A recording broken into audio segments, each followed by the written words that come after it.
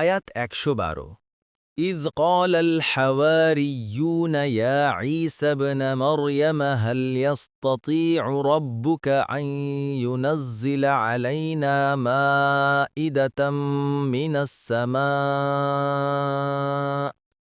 قال اتقوا الله إن كنتم مؤمنين অনুবাদ স্মরণ করুন যখন হাওয়ারিগণ বলেছিল, হে মারিয়াম তনয় ঈসা, আপনার রব কি আমাদের জন্য আসমান থেকে খাদ্য পরিপূর্ণ খাঞ্চা পাঠাতে সক্ষম?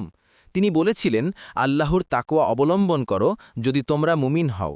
তাফসির ১ যখন হাওয়ারিগণ ঈসা আলাইহিসসালামের কাছে আকাশ থেকে পাত্রপূর্ণ খাদ্য অবতারণ দাবি করল, তখন তিনি উত্তরে বলেছিলেন, যদি তোমরা ঈমানদার হও তাহলে আল্লাহকে ভয় করো। এতে বোঝা যায় যে ঈমানদার বান্দার পক্ষে এ ধরনের আবদার করে আল্লাহকে পরীক্ষা করা কিংবা তার কাছে অলৌকিক বিষয় দাবি করা একান্ত অনুচিত, বরং ঈমানদার বান্দার পক্ষে আল্লাহর নির্ধারিত পথে চলার ব্যাপারে চেষ্টা চালানো।